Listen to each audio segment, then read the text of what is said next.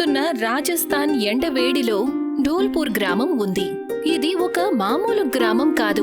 ఇక్కడ సూర్యుడి మొదటి కిరణంతో పాటు నిప్పులు కురవటం మొదలవుతుంది. ఏదైతే గాలి మిగిలి ఉంటుందో అందులో కూడా ఆక్సిజన్ చాలా తక్కువగా ఉంటుంది. ఇక్కడి ప్రజలు రోజంతా గదిలో బందీలుగా ఉంటారు. ఆక్సిజన్ సిలిండర్ల సహాయంతోనే జీవితాన్ని గడుపుతున్నారు. బాబు కేతన్, ఏంటిది? నీ ఆక్సిజన్ సిలిండర్లో ఆక్సిజన్ చాలా తక్కువైపోతోంది. ఓహో, క్షమించమ్మా, నేను గమనించలేదు. అలా గమనించకుండా ఎలా ఉన్నావు కేతన్? తెలుసు కదా, అది లేకపోతే మనం ఊపిరి తీసుకోవడం కూడా కష్టం.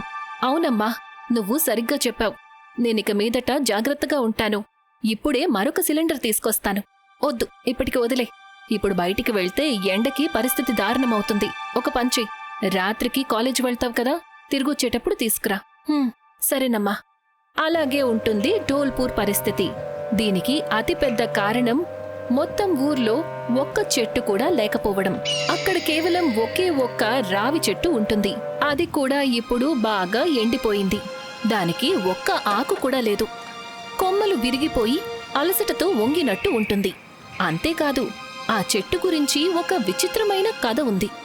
ప్రతి సాయంత్రం ఎప్పుడైతే సూర్యుడు అస్తమిస్తాడో అప్పుడు ఆ చెట్టు ఏడుస్తుందట. ఏదో ఆ పాత విశాలమైన చెట్టు చాలా బాధలో ఉంది అన్నట్టు.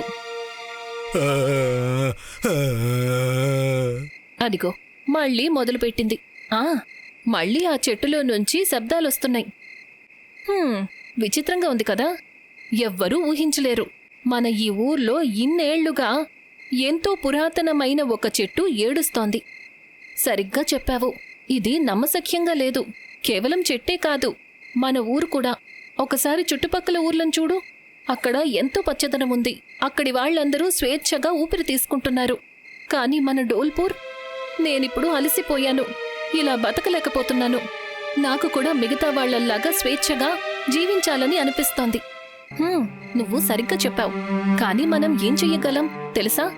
నేను చాలాసార్లు అమ్మతో ఈ చెట్టు గురించి అడిగాను. కాని ఆవిడకసలు ఏమీ తెలీదు. ఆవిడికి తెలియకపోతే మనం తెలుసుకుందాము. మనం స్వేచ్ఛగా బతకాలంటే మనం ఈ ఊరు, ఈ చెట్టు రహస్యం గురించి వెతికి తెలుసుకోవాలి. సరిగ్గా చెప్పావు. మొత్తానికి నిజం తెలుసుకోవాలి అనే ఆలోచన ధోల్పూర్లో మొదలయ్యింది.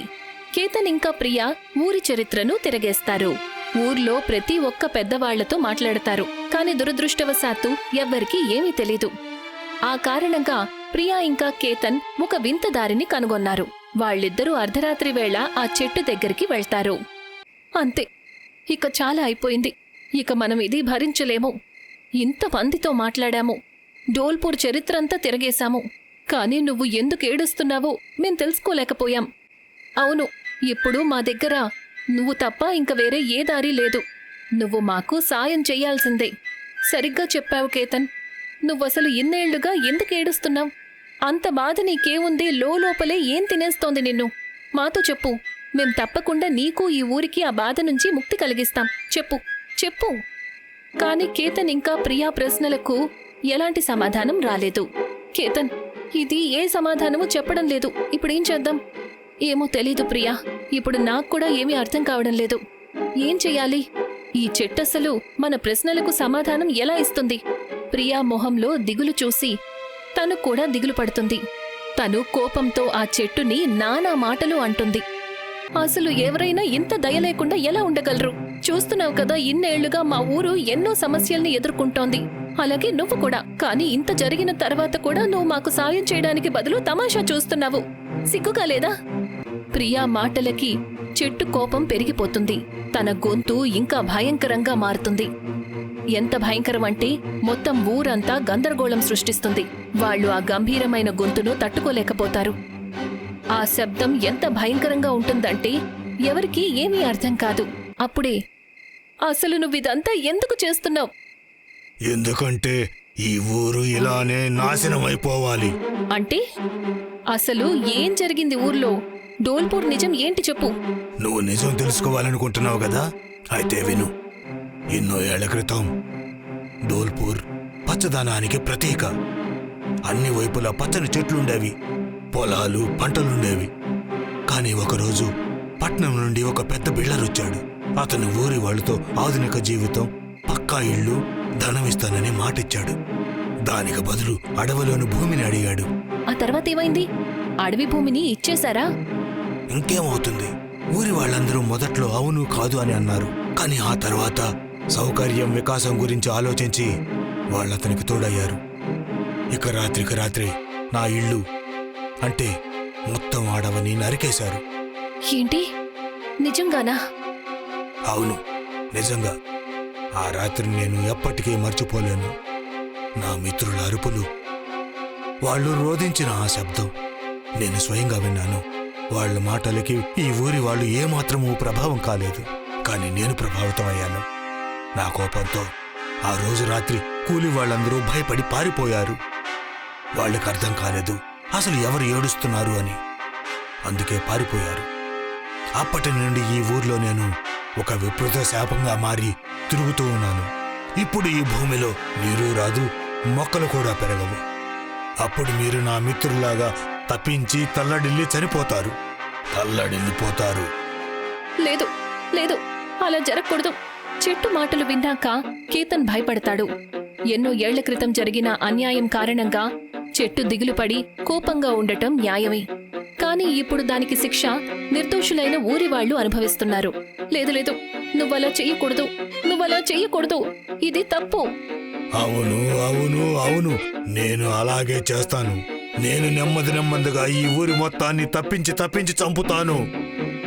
నా మిత్రులు ఎంత కష్టపడ్డారో వాళ్ళ మీద పూర్తిగా పగ తీర్చుకుంటాను. కానీ ఇది తప్పు. తప్పైతే తప్పవుతుంది, కానీ నేనైతే అలాగే చేస్తాను. కేతన్ తన తరపు నుండి చెట్టుకి నచ్చచెప్పే ప్రయత్నం చాలా చేస్తాడు. కానీ ఏమీ ప్రయోజనం ఉండదు. ఆ చెట్టు మాట వినడానికి సిద్ధంగా లేదు. మొత్తానికి ప్రియా ఏడుస్తూ తనని వేడుకుంటుంది. ఇలా చూడు, మమ్మల్ని చంపేయ్. నేనొప్పుకుంటాను. మా ఊరి వాళ్ళందరూ మీ పట్ల, ఈ అడవి పట్ల అన్యాయం చేశారు.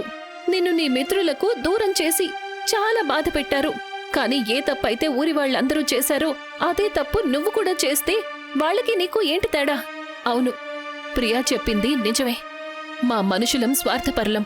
మాకు ఎవరైనా సరే చిన్న కలను చూపించినా మేము మా స్వార్థం కోసం ప్రతి దానిని అంతం చేసేస్తాం. అది మాకు నిజానికి ఎంతో అవసరమైనదైనా సరే. మాకసలు దేని విలువ కూడా అర్థం కాదు. కానీ నువ్వలా కాదు కదా, నీ మిత్రులు కూడా అలా కాదు. అందుకని ఇదంతా ఆపేయ్. చూడు, మేము మా స్వార్థం కోసం నిన్ను మభ్యపెట్టట్లేదు. కానీ నువ్వే ఆలోచించు, నీ స్థానంలో నీ మిత్రులుండుంటే వాళ్ళు ఇలా చేస్తారా? వాళ్ళు ఎవరూ చేసిన తప్పుకి అమాయకుల్ని శిక్షిస్తారా? ప్రియా అడిగిన ప్రశ్నకి చెట్టు పూర్తిగా మౌనంగా ఉంటుంది. తన కళ్లల్లో కన్నీళ్లు వస్తాయి. తనకి తన తప్పు గురించి పశ్చాత్తాపం కలుగుతుంది. మీరిద్దరూ చెప్పింది కూడా నిజమే. నా బాధ కారణంగా నేను స్వార్థానికి గురయ్యాను. ఎదుటి వాళ్ళ తప్పులకు మీకు శిక్ష విధించాను.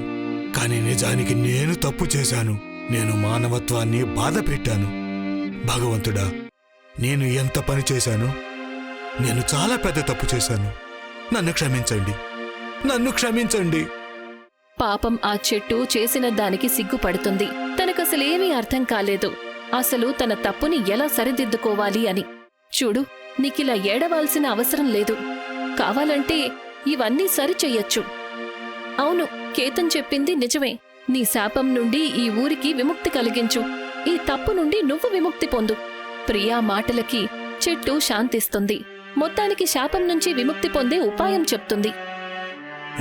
ఒకవేళ మీరు నా శాపం నుండి విముక్తి పొందాలంటే మీరొక పని చేయాలి పిల్లలు.